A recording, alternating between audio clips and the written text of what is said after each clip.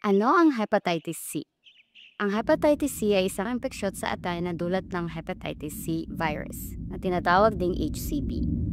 Mag-ingat na huwag itong ihambing sa hepatitis A na nakukuha sa pamamagitan ng kontaminadong pagkain o tubig o sa hepatitis B na nakukuha sa parehong paraan tulad ng HIV.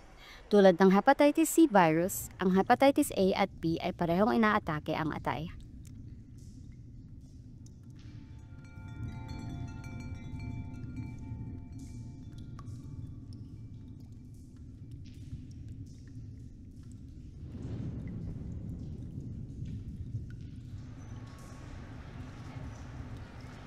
Ang ating atay ay isang mahalagang organo na gumaganap ng higit sa 500 tungkulin. Nililinis nito ang ating dugo at may malaking papel itong ginagampanan sa pagtunaw ng ating pagkain. Sa karaniwan, 2 sa bawat 10 tao na nahawaan ng HCV ay gagaling sa kanilang sarili sa loob ng 6 na buwan. Ang prosesong ito ay tinatawag na spontaneous clearance.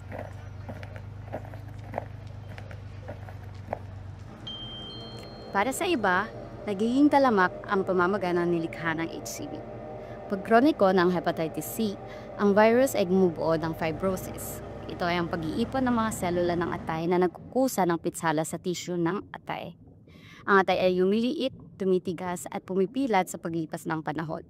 Ang fibrosis ng atay ay umuusad sa iba't ibang yugto hanggang sa umabot ito sa cirrhosis ng atay. Ang cirrhosis ay nangyayari kapag ang atay ay sobra nang nahihirapang gampanan ang papel nito. Ang prosesong ito ay maaaring tumagal ng 10, 20 o kahit 30 taon. Sa karamihan ng mga kaso, ang mga taong may hepatitis C ay walang sintomas. Kaya naman tinatawag itong silent disease. Ang fibrosis at cirrhosis ay nagpapataas ng panganib na magkaroon ng kanser sa atay.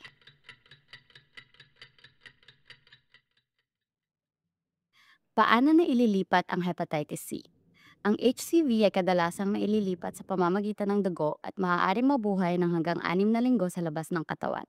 Ang pinakakaraniwang paraan ng paghawa ay pagbabahagi ng kagamitan para sa paghahanda at paggamit ng droga sa pamamagitan man ng paglanghap o ineksyon. Muling paggamit ng mga surgical, medical at dental na kagamitan na hindi pa maayos na naesterilisa. Nakatanggap ng pagsasali ng dugo o pagpapalit ng organo na hindi na-screen para sa hepatitis C. Muling paggamit ng mga kagamitan para sa piercing, tattoo at acupuncture. At pagbabahagi ng personal na produktong kalinisan na maaaring magkaroon ng kontak sa dugo tulad ng mga pang-ahit, toothbrush at pamutol ng kuko. Mayroong mababang panganib na paghawa kapag natitipagtalik na tumataas lamang kapag may dugo. Mga halimbawa ay pagtatalik habang may impluwensya ng droga, BDSM o sa kaso ng anal sex na walang condom o fisting na walang guwantes. Ang panganib ng vertical transmission ay medyo mababa din.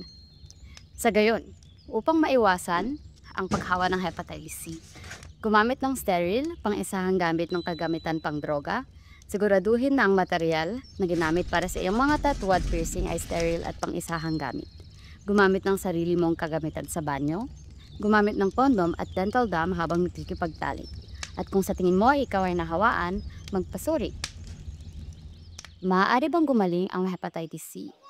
Ang isang taong may hepatitis C ay maaaring gumaling sa pamamagitan ng paggamot. Depende sa gamot at estado ng kalusugan ng atay ng isang tao, ang isang taong may virus ay kailangang uminom sa pagitan ng 1 at 3 tableta sa isang araw, sa loob ng 2 hanggang 3 buwan. Ang paggamot na ito ay higit sa 78% na epektibo at may napakakunting sekundaryong epekto.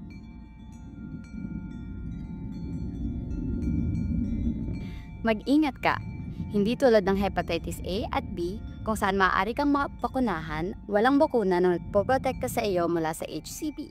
Ang mga taong sumasailalim sa paggamot ay hindi nagkakaroon ng imunidad sa virus. Sa makatuwid, may panganib na magkaroon muli ng impeksyon pagkatapos ng paggamot kung ikaw ay muling nahawaan ng hepatitis C. Sumali sa pagsisikap na wakasin ang hepatitis C sa pamamagitan ng pagbabahagi ng video na ito at ng mga impormasyon sa mga nakakapaligid sa iyo.